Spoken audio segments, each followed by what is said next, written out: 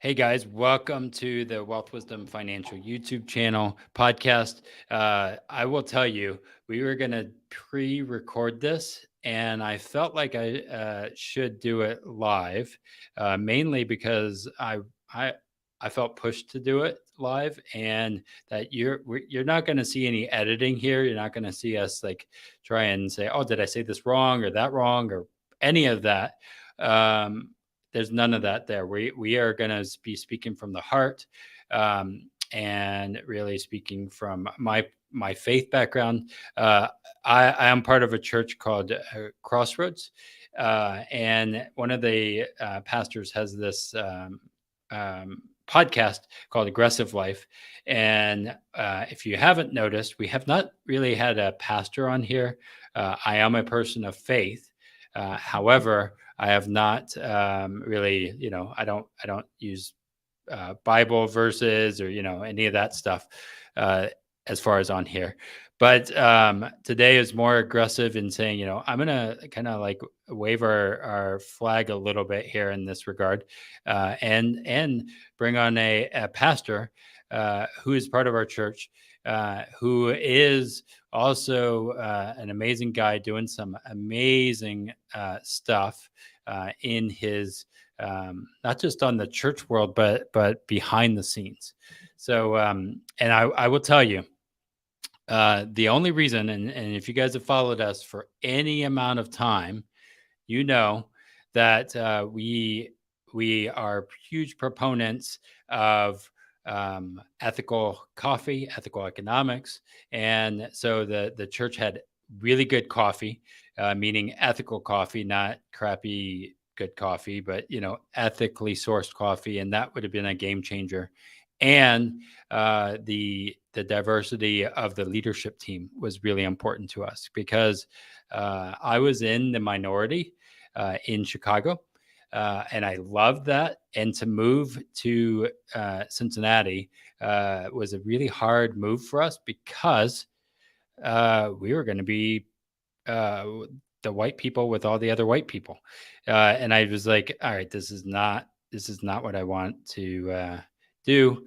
But we made the move, and it's because one of the teaching pastors was African American, and I love that he uh, just really what he did.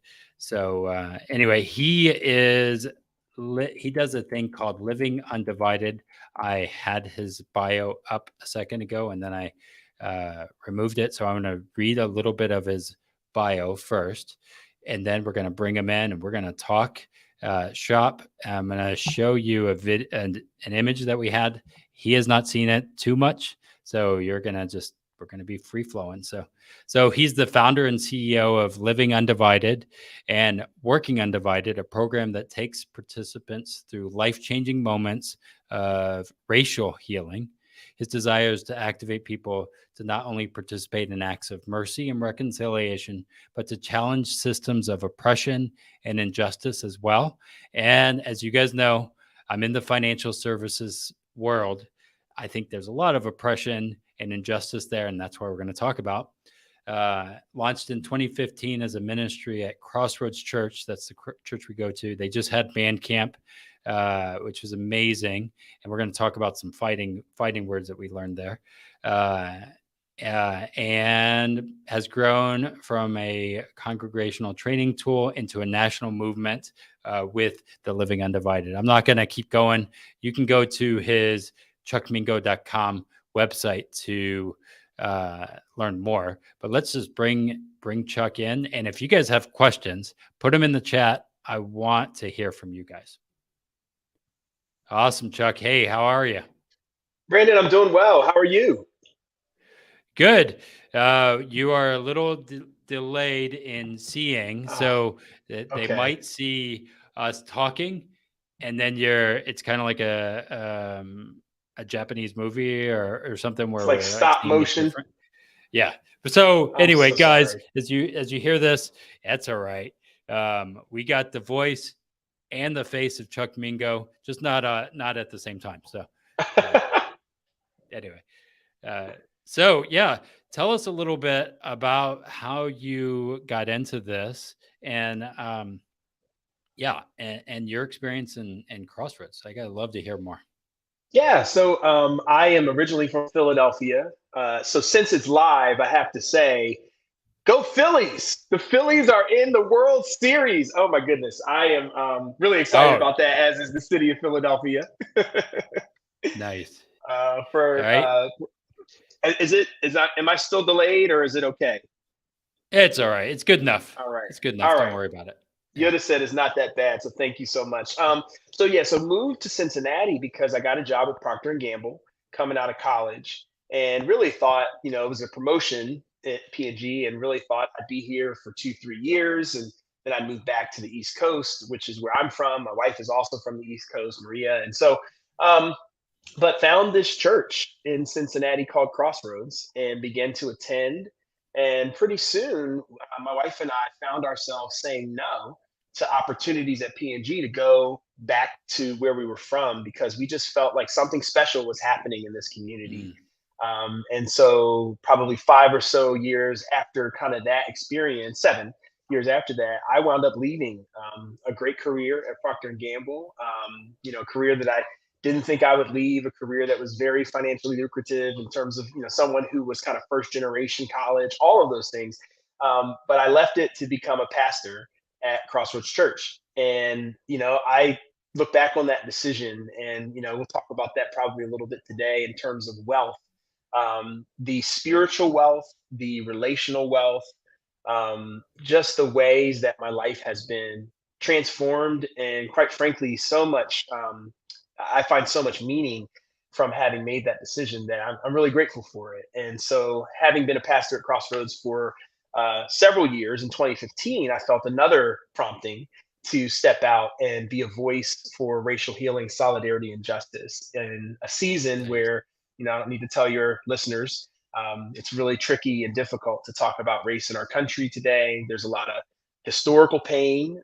There's a lot of present confusion, and I think a future that is challenged if we don't figure out how Yeah. to work together for a better reality in our country. And so, me and the organization that I get to lead are really trying to help people find ways to activate themselves into that good work of racial healing, solidarity, and justice. So excited to be with you, Brandon. Excited to talk with you today about all of what we're going to discuss.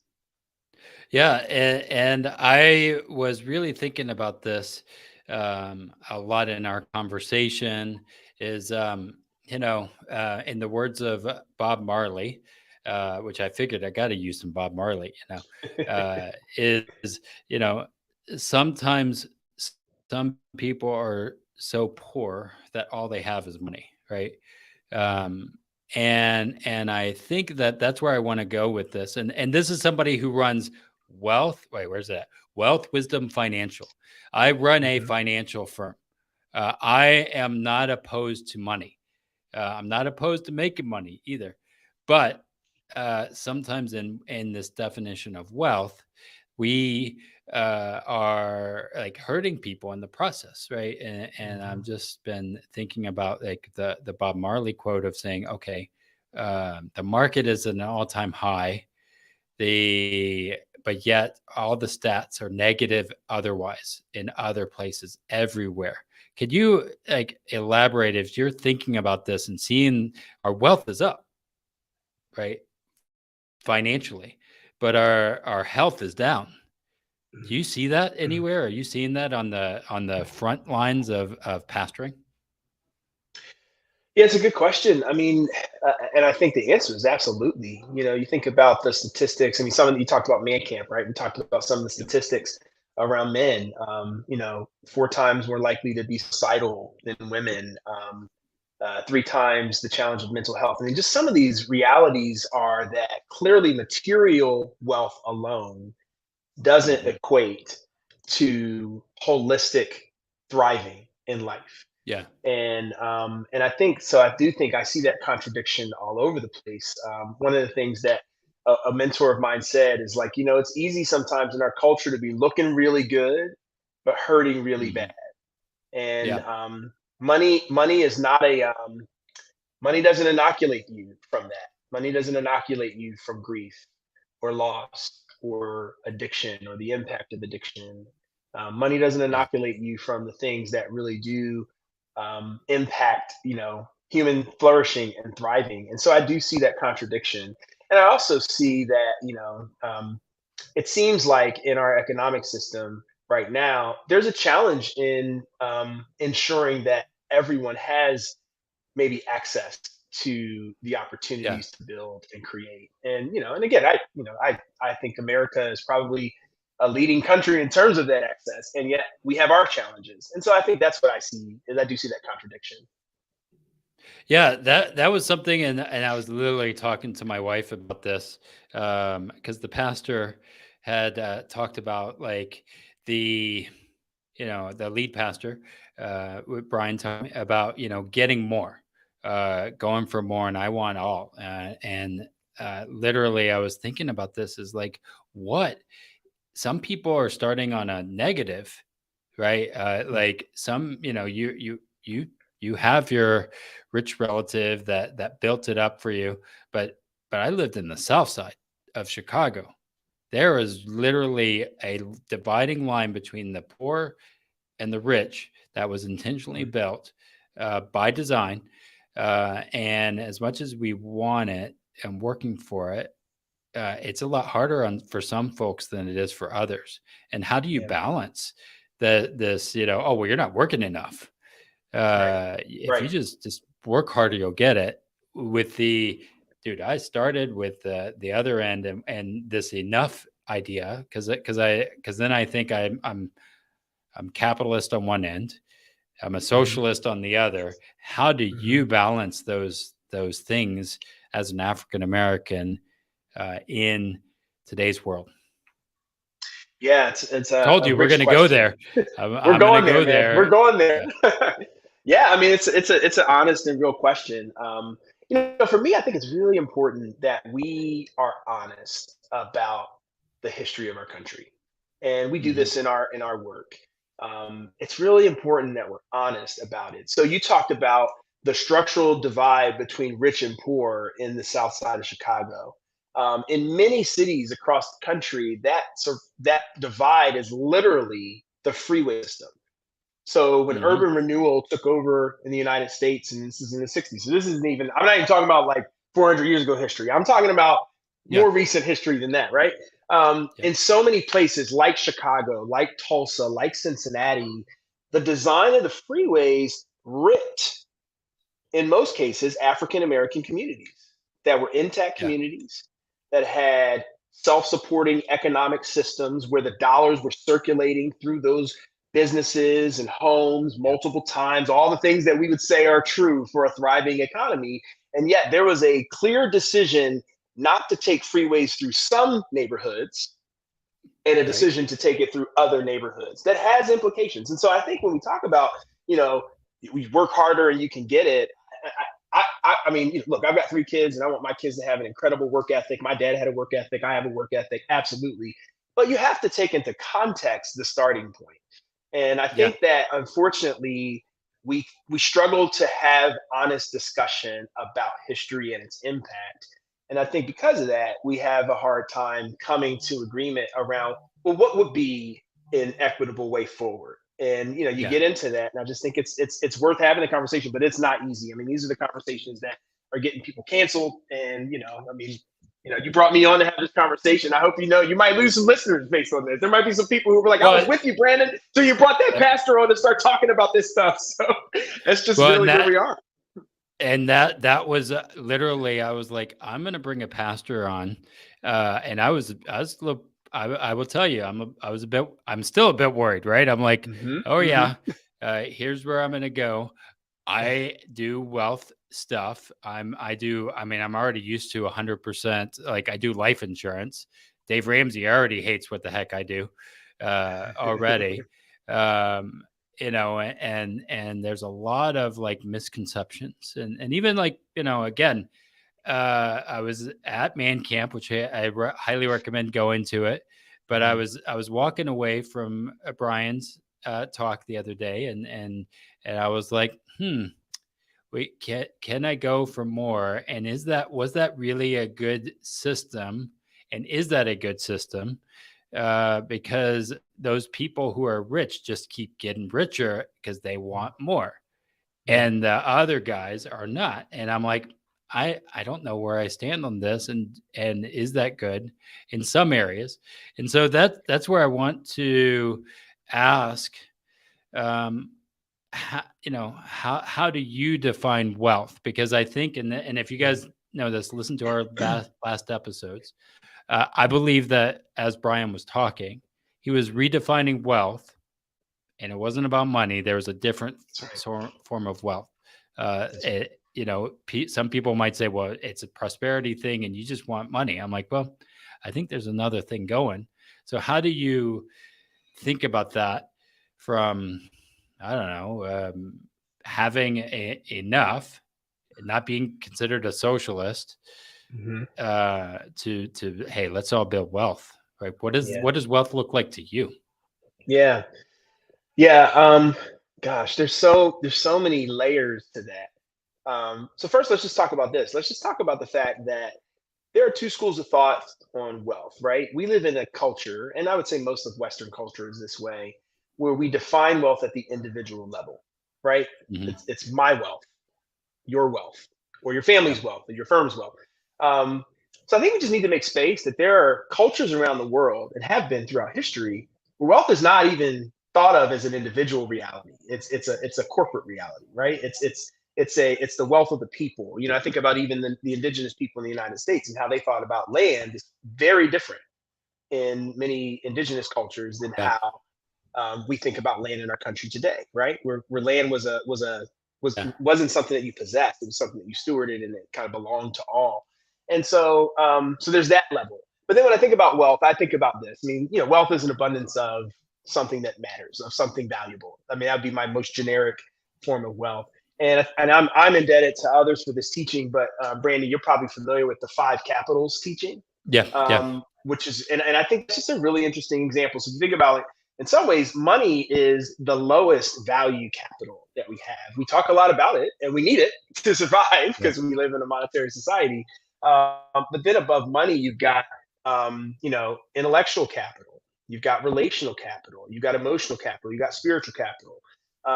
And I often use the example of Steve Jobs. Steve Jobs had all the financial capital that one man could need in a lifetime or in 100 lifetimes, right?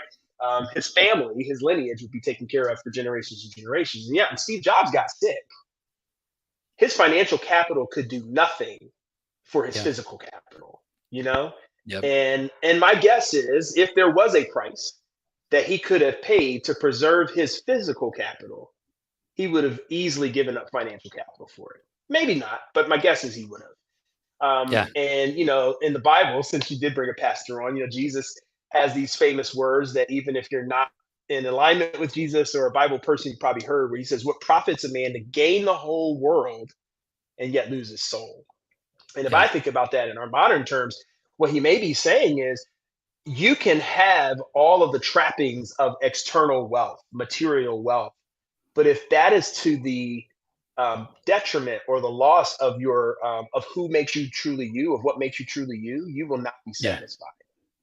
And so I try to think of wealth more holistically than just money. And let me also say this: I think it's also why it's okay to want more. If you're a person who wants to steward, again, think about it, financial is the lowest.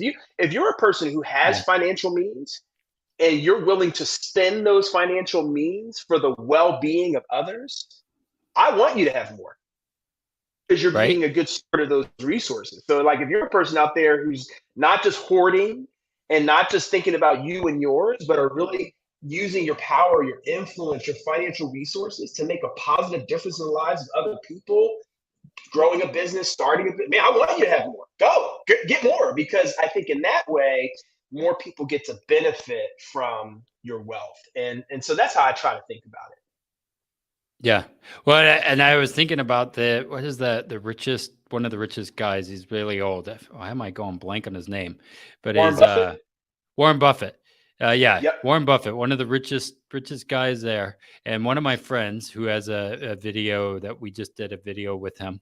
He says he's one of the richest people in the world, and he's like 93 years old. How many of you would you trade have his millions, but that intentional living and the young? We wouldn't trade the millions for 6 years, right? He's 93. Mm-hmm. Mm-hmm. And I did have Corey Carlson to talk about the 5 Yeah. capitals. Yeah. But and I do think like that whole idea, even the church, because again, I was thinking about this today, and I was thinking about again the capitalism and saying, well, the church really what it does is, but why giving is so important, is a redistribution of wealth if it's done correctly. Did you Right? just say that? Did you just say that out Yeah, loud? I did. Wealth Right? redistribution. Oh my gosh, wealth redistribution. Yeah, I mean, it's funny. You talked about not being a socialist and not being, or being a capitalist. When I wanna mess with people, I really do challenge people. Like, show me the economic models you see in the Bible. Yeah, There's a 10% lot you of wealth. give, and then There's a lot of wealth redistribution in the Bible. Now, I am not saying that's the same yeah, thing as how socialism is defined today, but I do yeah, believe there is a collective mindset that runs throughout the Bible. And I believe yeah, that, again, like I said, that collective mindset also lives in other cultures. And so, I think we all have blind spots. I know I do. yeah, And I think yeah, sometimes our cultural blind spots deeply inform how we see wealth. And it's worth getting out of those blind spots and just asking ourselves, are there other ways to think about this? Are there other ways yeah, that this maybe has worked in history? And, I think to your point, what the early church did is a very compelling example of people who did have a collective mindset. And because of it, right. created a movement that to this day, 2 billion people around the world have been impacted by. Yeah, I think somebody died in the Bible because they were hoarding or something, if I remember correctly. They were Uh, lying. They were lying about what they they were, had. They were holding back. You're yeah, right. Yep. and I'm like, well, man, that is like, could you imagine if that happened today? I was like, whoa, there is some judgment on that one. Yeah.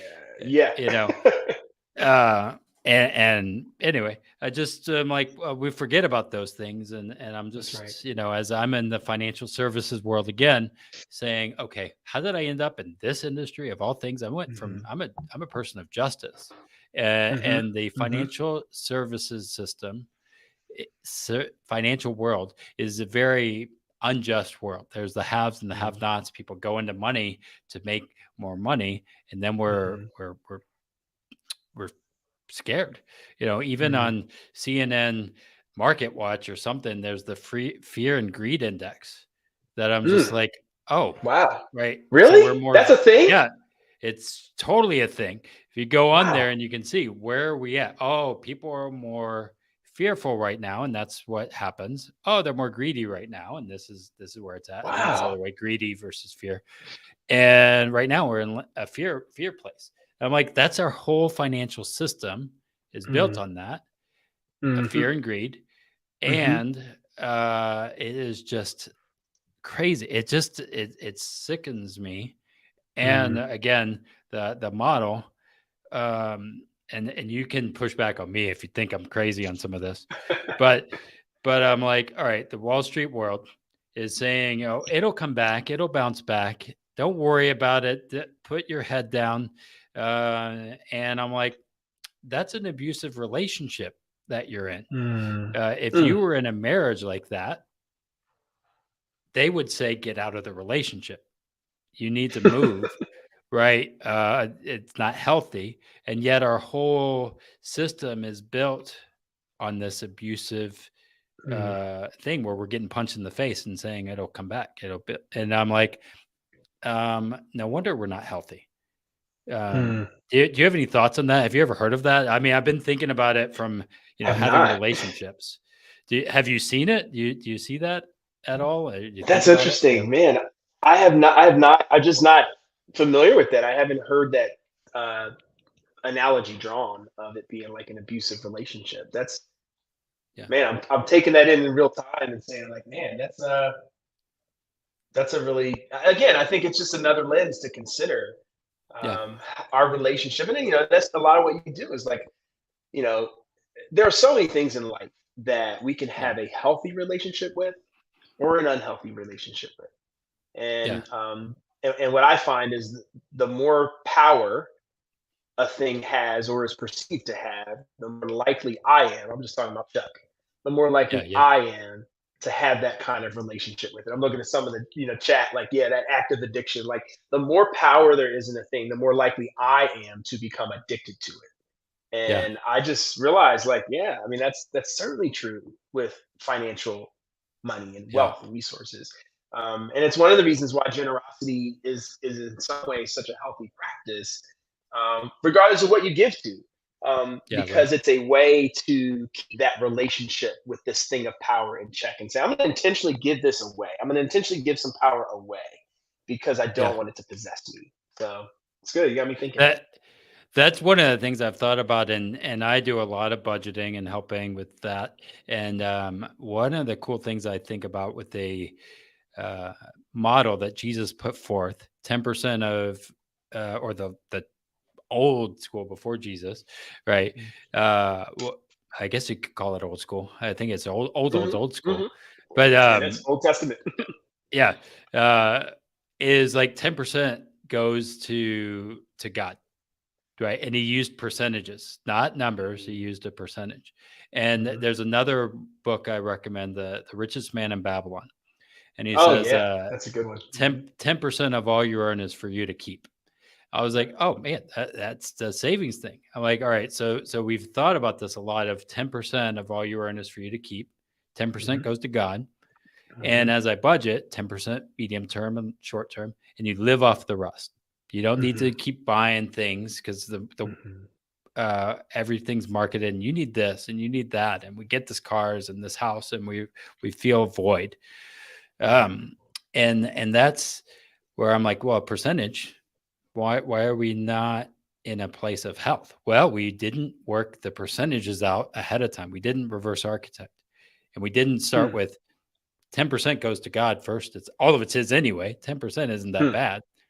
uh right, and then save, and then invest and build a foundation. Because what Hmm. I've thought about from a financial standpoint, and maybe this is a challenge thing, but we have a method we call the still method. And I don't know if I told you about this, but the world is in chaos. It's confusing. It's haphazard. It's anxious. It's overwhelming and stressful. That's our system. And it's meant to be that way.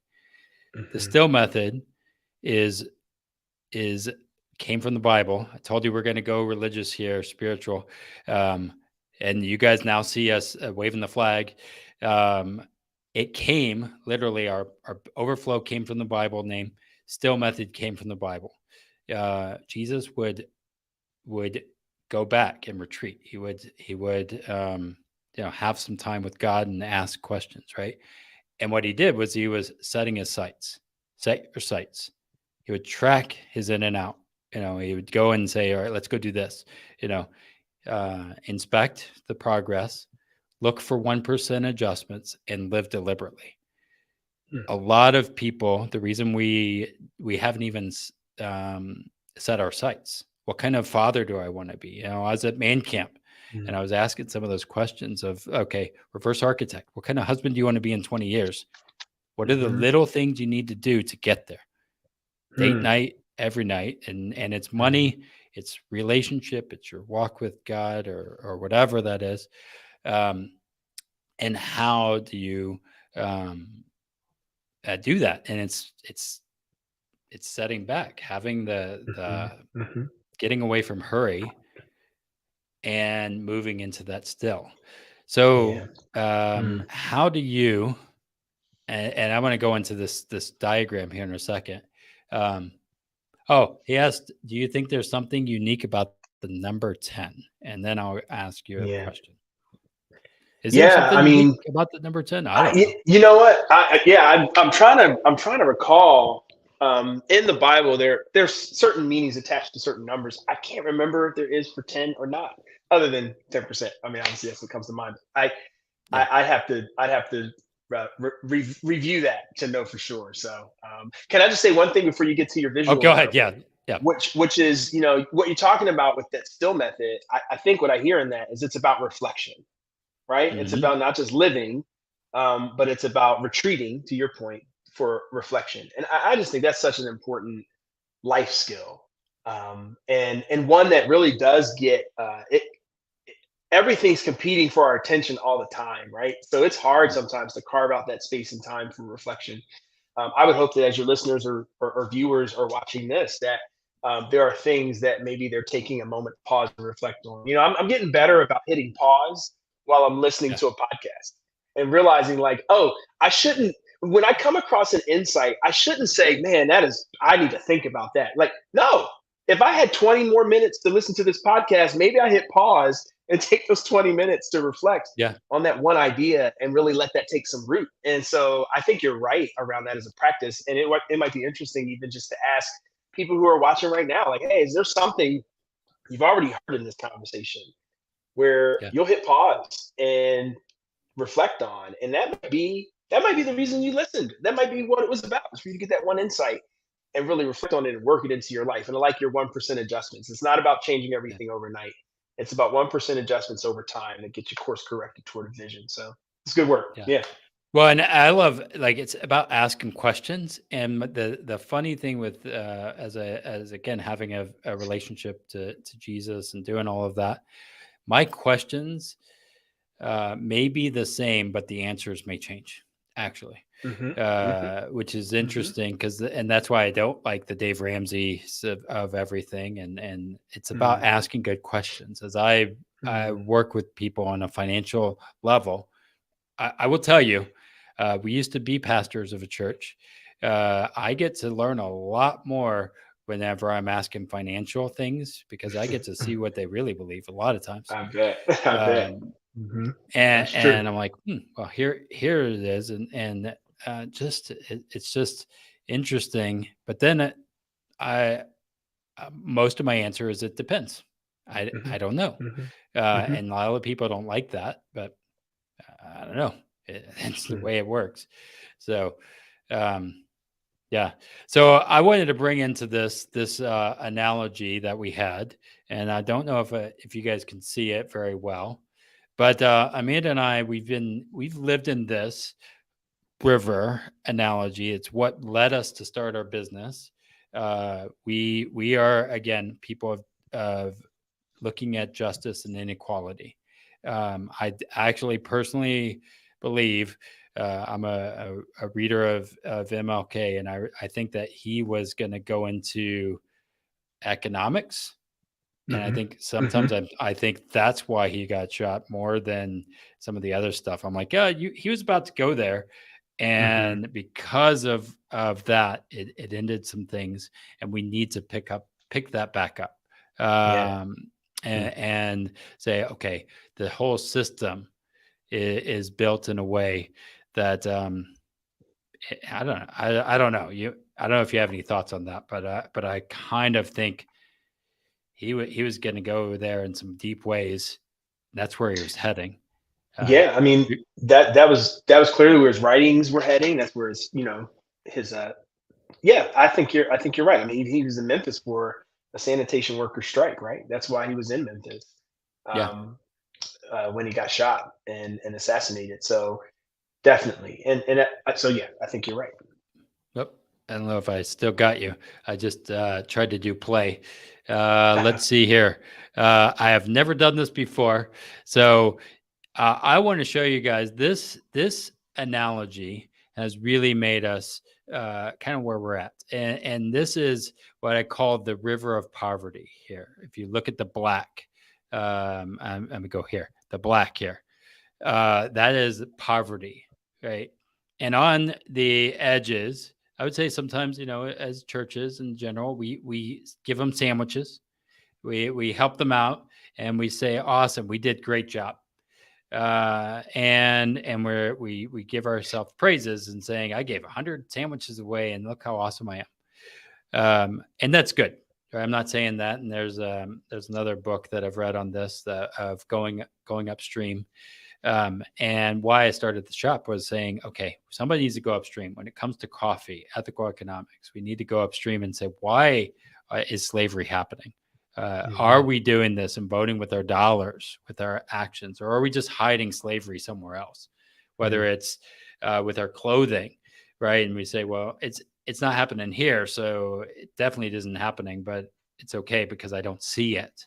And I think that that's something we really need to look at a lot. And that's one of my things. So in this river, it's poverty.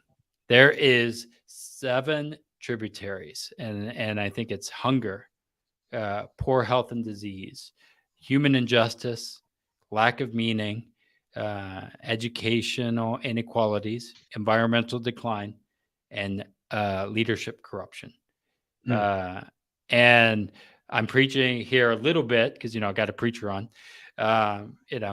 and he hasn't seen it. So I got to give him some context. I personally think that the church was in all of these areas, or tried to be in all of these areas. That's why we had Christian schools and those kind of things. And then we just said, well, I need to just be here. And I think that a lot of people in this poverty, they have no sense of meaning, and you're rich financially, but you have no purpose. And have you seen this as you work with people, as you're going upstream? Have you seen these tributaries and where they intersect anytime? Absolutely. Absolutely. I mean, I think, what we do an exercise in Living Undivided in our 6-week kind of experience that we do, that's meant to really elevate how all of these factors can play into a person's lived experience and either their access to or lack of access to opportunity. So yeah, I mean, I definitely see those kind of merging together. And I think, there's probably other things that you could add. I mean, there's probably 50 tributaries, right? I mean, I love what you have here. But there's other dynamics that come into play. But I think the thing that is important, and probably where you're going with this, is oftentimes what we believe is if we just fix one of these tributaries, job well done. We're going to solve poverty. And oftentimes people focus in on educational inequalities. And I am a huge believer in education, value it, am a product of people who invested in my education. All of that is true. And yet, because of the other dynamics that you have here, even if we fix the educational tributary in and of itself, it would not be enough to change the reality of generational poverty. So I like that you're just even thinking about it as a multifaceted problem and challenge. Yeah, and I think that leadership corruption in our politics, we want to say, well, that's okay, and we get cynical. So in this, so there's the poverty, right? That's the river. But really, what we want is to change this to sustainability, health, human rights, meaning, educational equality, environmental stewardship, and leadership integrity. And this is where I got a little bit challenged, and I was like, do I bring this up? But the opposite of poverty in my thoughts isn't prosperity.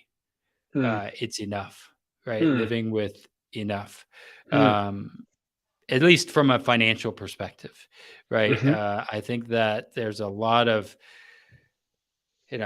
I want overflow, and that's what their business name is, Overflow. But if I don't have that connection to God or to my family, I can't overflow. I can't help.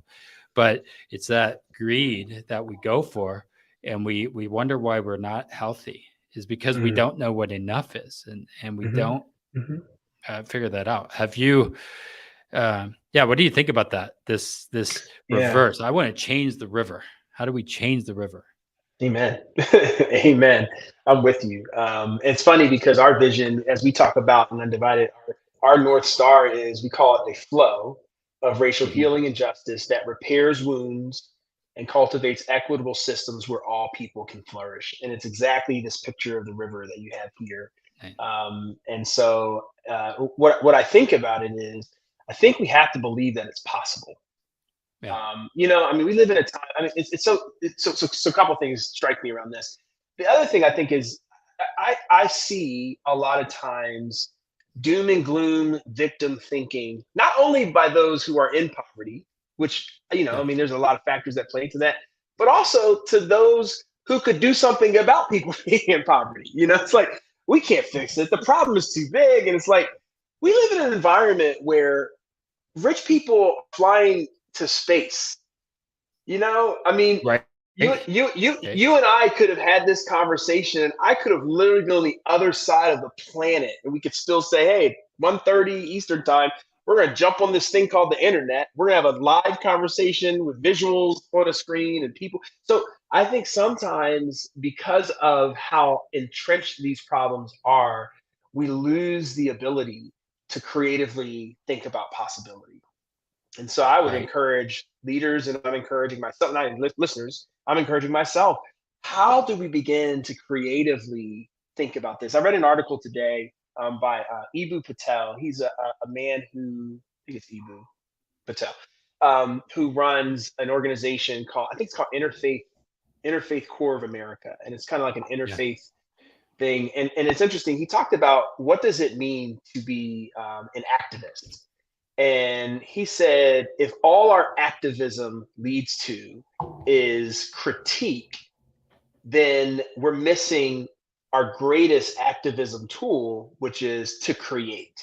You know, Yeah. one of the ways that you critique a broken system, like you described here with the river, is you begin to create healthy systems, right? You begin to create alternative ways for people to live and be and thrive in the world. And so I love your visual here because I think there's all kinds of energy going into creative ways to address these tributaries. Yeah. And I'm encouraged when I think about efforts around sustainability and health equity and human rights efforts. And I do think this is why I love being a pastor, not just in my faith tradition, but in many faith traditions. How do we help people find meaning in a world that seems to be lacking Yeah. meaning? Like, I think it's so encouraging to see this because it begins to hopefully activate our minds around, hey, how might we change this reality? How might we go upstream and create a flow of Yeah. racial healing and justice or equity and justice that Yeah. allows all people to flourish? Yeah, that's something again, this has been with us and for years. It's our I don't know if you call it like our I don't know. This image is kind of what's leading us into this. It led us into the financial services things, and I'm like, Mm-hmm. really? For real, this is where we're gonna go? Yeah, Um, yeah. and those kind of things. So yeah, some of our going upstream is how do you remove the pollution and create real Mm-hmm. lasting change upstream? Mm-hmm. Mm-hmm. We wrote that I believe that business is one of the ways to remove pollution and create real lasting change. That's why I'm committed to helping businesses thrive because it creates value. It doesn't have to be just all growing. I agree with Um, that. Mm-hmm. we actually sometimes in growing, this is another analogy that I've thought about is if you continue to grow as a human person, like health wise, you keep eating, you will Mm-hmm. go on, you'll get fat, Right. right? Right. And then they'll put you on medication because Mm-hmm. you're overweight. Mm-hmm. And sometimes there's a degree of saying, no, I don't need to grow. I need to sustain. I need to like Mm-hmm. not be growing in that way. And I wonder if Mm-hmm. our system is we're putting in Mm.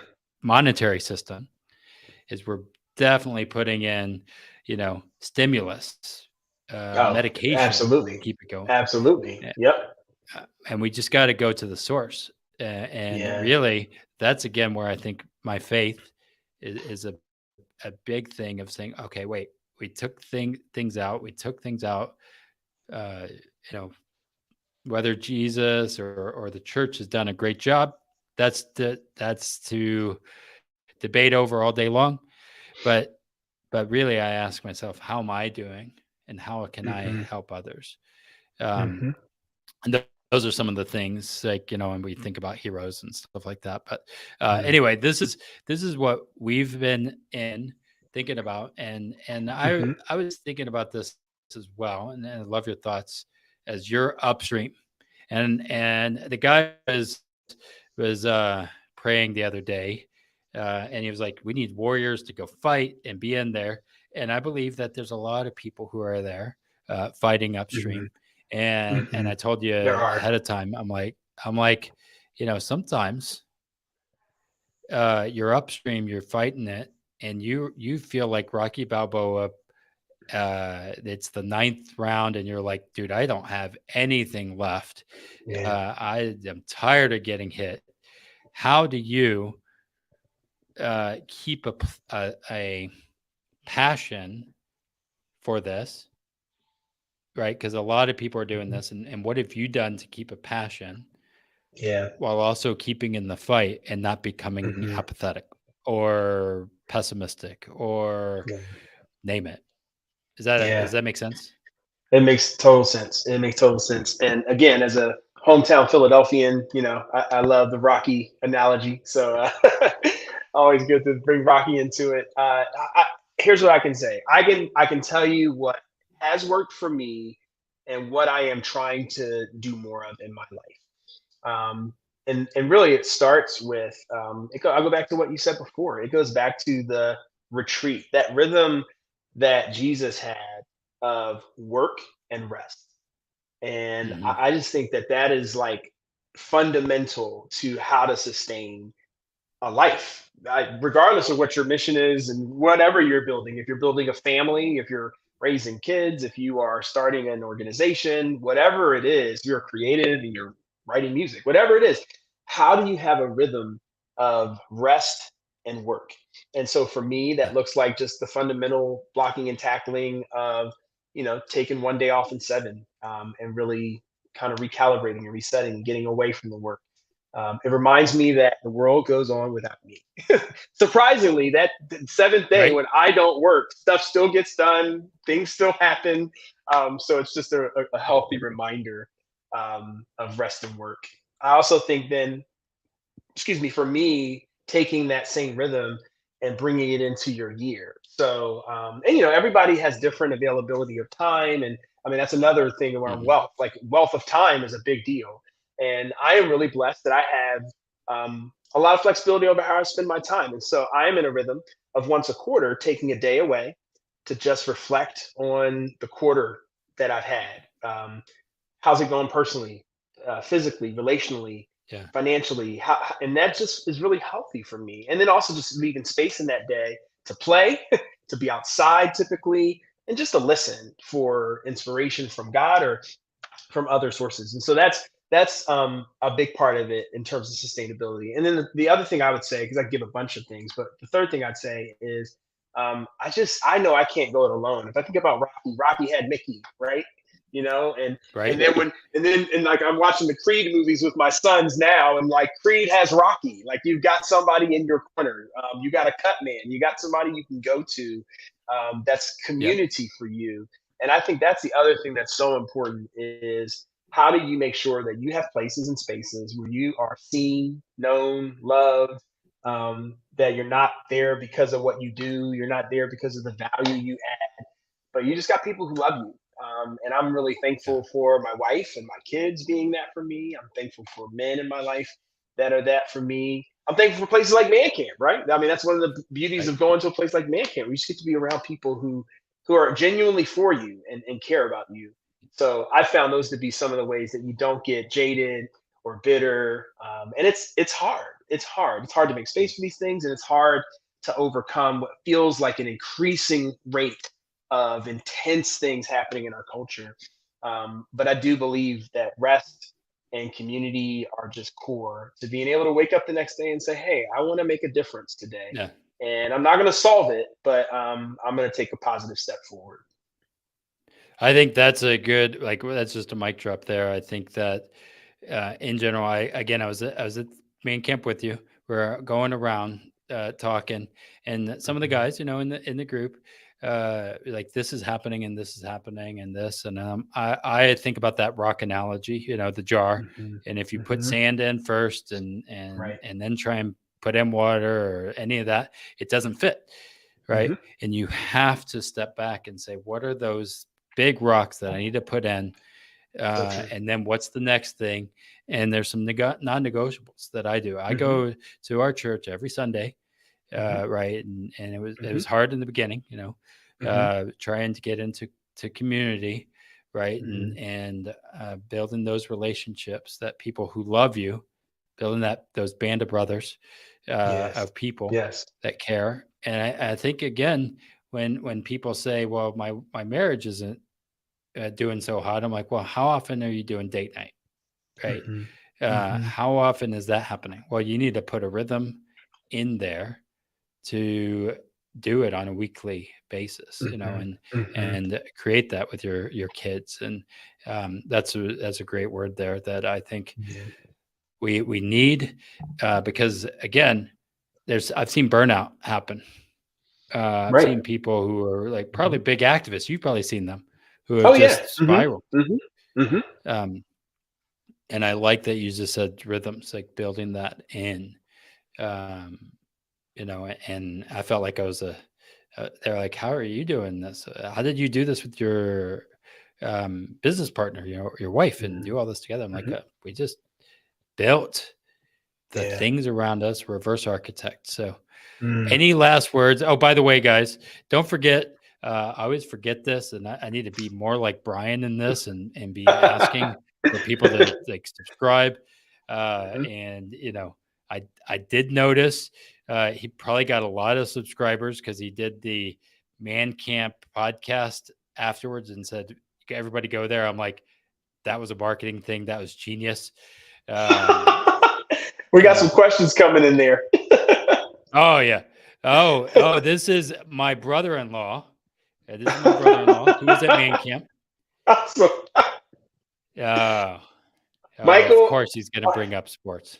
Michael, I will tell you what. To borrow from Utah, who's also with us, he says, "You think it'd be easier to solve poverty than to get someone to space?" And I'll just build on that and say, "You think it'd be easier to get Joel Embiid to stay in the post?"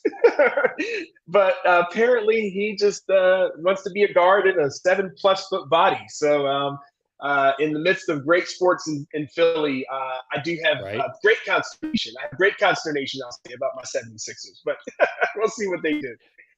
All right. So Michael, we've tried to do family time with him on Sundays, Mm-hmm. and he might post a comment here, but he does not do anything on Sundays, at least during this season.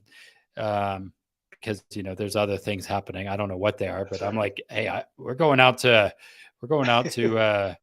a park. He's like, I got to watch me some sports. That's Um, right. you know, so great brother-in-law there. So, uh, Mm-hmm. any last words that you want to leave with the people? Again, I know we were going to go Yeah. there. I'm excited to have you here, but any last words? Yeah, you know what? I just want to say thank you. I think people who are listening and people who are engaging this, my sense is that your orientation is that you want to be someone who stewards wealth well, right? Who gains it and leverages it and uses it for the good of other people. And I just say that's noble. And we still need people in this world who are creating economic opportunity, starting businesses or expanding companies. Like, the work that you do, Brandon, is so important in the world. And so I'm appreciative that you invited me on to talk about things in an area where I don't have as much expertise as you, but get to learn and engage. And so just be encouraged. I want you to be encouraged and want your listeners to be Awesome. encouraged that we can go upstream on these things. There is creative possibility that expands the ability for people to flourish. And I think we're on the brink of some good things in the midst of this difficult time if folks like us will stay in the work of working upstream. Yeah. Well, it starts again. I'm going to add on that. Starts with you guys. Step in, uh, do the work yourself. Like, wrestle with the questions, right? No Mm-hmm. one's going to be. There's only one savior out there, right? That's right. And That's right. that's the thing I think about. And it's not going to be any political person as much as we think that is. It is that, and take responsibility for your actions. Don't be a victim. Step into it, and Mm-hmm. you will find, if you want them, you will find people that will cheer you on and help you if you want them, right? But you have to be wanting it yourself. So thanks again, Chuck. I know you do a lot of great work, and you're one of the many reasons we're at Crossroads, and we always love when you preach and bring some of the Southern Baptist or Black Church there on there. I love that. Yes. No, don't tell Brian that you're our favorite, but he might get upset, but yeah, we love it. So Well, thanks again for having me. And as it relates to culture and folks who are trying to figure out how to do this in the racial space, if what we do at Undivided can be helpful to organizations, businesses, people who are listening, I see you've got chuckmingo.com up there. You can also find us at undivided.com. We've got some great experience in this that we'd love to share with you. Yeah, let me bring that real quick. I think I have it. I want to show this. If you have a few more minutes. I do. I don't know. Okay, let's pull this up because I'm going to show people what the Undivided site looks like. So you can go there if I can spell undivided, DEVIDE, right? That's it. Yep. .com. Undivided. I am spelling it wrong. Well, let's go here, and you're going to help me be my speller here. DIV. That's what it is. Yes. Luckily, I there it is. Yep. have a great wife who's a good speller. That's it. She helps fix all of this. Yeah, so go there, undivided.com, and check out that. It is a great organization. If you're asking about some of those things, or you need some of that in your faith community, because again, we are all over the place here, in our YouTube world and in this system. So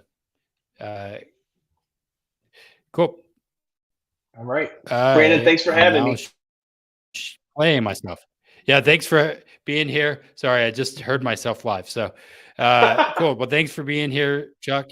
And we will chat with you guys next time. And stick with me for just 1 second after I cancel or hang up here. Wherever it is at now, I just lost my whole, there we are, system here. In broadcast. See you guys later.